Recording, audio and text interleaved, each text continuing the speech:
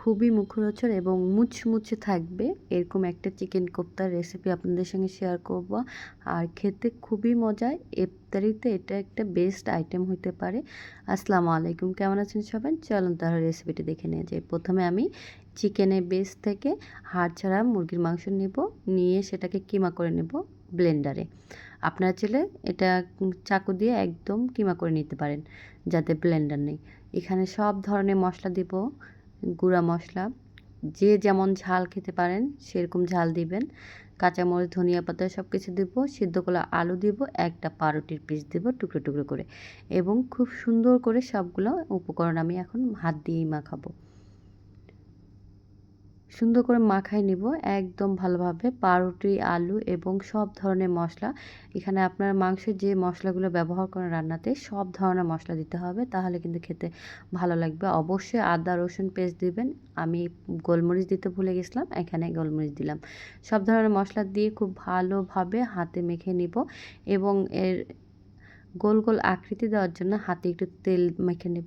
নিয়ে তারপরে আপনি যেরকম মানে আকৃতি দিতে চান বা যেরকম সাইজ দিতে চান সেই অনুযায়ী দিয়ে নেবেন। আমার একটু ডোনাট টাইপের সাইজ দিব, দেখতেও ভালো লাগবে, খেতেও ভালো লাগবে। এইভাবে আমি ঠিক খুব ভালো করে, এর জন্য ভালো করে মতো নিতে হবে। দেখতে পাচ্ছেন প্রথমটা আমার হয়নি, তারপর আমি আবার চেষ্টা করলাম, করে এই যে করে নিয়েছি। খুব সুন্দর করে গোল করে ডোনাটের মতো করে আকৃতি দিব। এভাবে আমি অনেক কটা বানাই নিব। এখানে আমি একটা চিকেনের বেস্টে এক পাশটাই নিছিলাম। এই দেখেন আমার অনেকগুলো হয়ে গেছে। তারপরে একটা ডিম ফাটাই নিব, খুব ভালো করে ফাটাই নিতে হবে ডিমটা। ডিম ফাটানো হয়ে গেলে আমি প্রথমে ডিমের মধ্যে চিকেন ডোনাটটাকে একটু ভালো মতো ম্যারিনেট করে নেব। তারপরে আমি এটাকে ব্রেডক্রামের উপরে খুব ভালোভাবে কোট করে নিব। এই ব্রেডক্রামটাও আমি বাসায় তৈরি করছি পাউরুটি দিয়ে। খুব ভালোভাবে কোট করে নিব,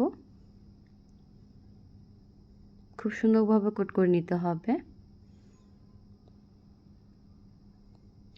দেখতে পাচ্ছেন আমি কিভাবে করে নিচ্ছি, আর এটা কিন্তু খুবই মচমচা হয় খেতে, খুবই ভালো লাগে। আমি সবগুলো ডোনাটগুলো কোট করে নিছি, এখন ডুবো তেলে ভাজবো।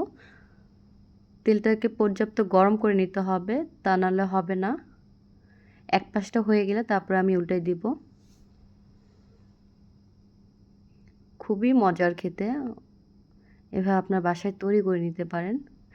ঠিক এরকম লালচে লালচে বাদামি একটা কালার আসবে, উপরে খুবই ক্রিস্পি হবে আর ভিতরে খুবই নরম সফট হবে, খেতে খুবই ভাল লাগে। বাসায় তৈরি করে দেখতে পারেন, খুবই লোভনীয় একটা রেসিপি। ইফতারির সময় এটা একটা বেস্ট আইটেম।